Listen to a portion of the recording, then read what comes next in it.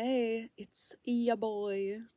I haven't used this channel in a long time because I've been surprisingly mentally stable, which is whack, and also because I'm lazy.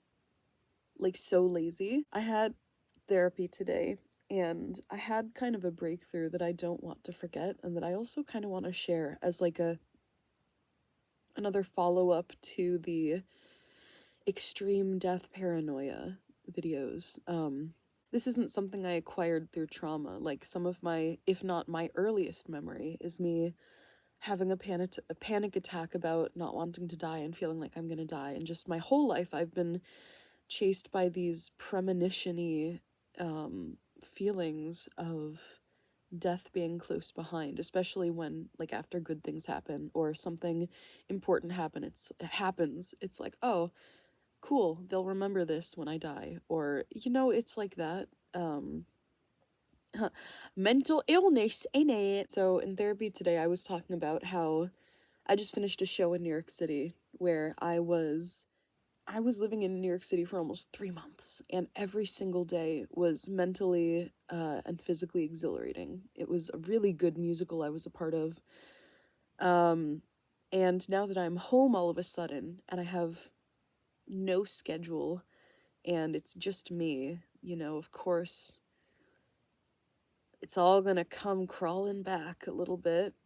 So I was telling my therapist about how now that I know that I've personally inspired queer and mentally ill youth, or just, youth in general, making kids feel better by singing my show, which was like my absolute end goal bucket list in life, was to help kids with my art, which I did. I had several little bebés come up to me after the show and tell me how important it was to them. And that's my end goal in life. That's the most important thing I've ever imagined. So now that that's over, in my mind it's like, oh, okay, now death can come, right? Because you've completed it. That's closure, right? In the movies, that's where it comes.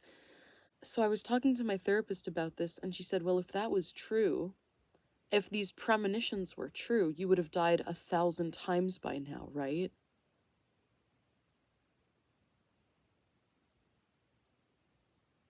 And I just kind of had to sit there in shock for an entire minute, like, wait. If these were real, they would have been real. So I just wanted to share that little reality truth bomb, because that's the most physical, tangible evidence I'll ever have that this is truly not real, that it's truly just mental illness and not premonition of the specter of death following me through life. Cheers, queers.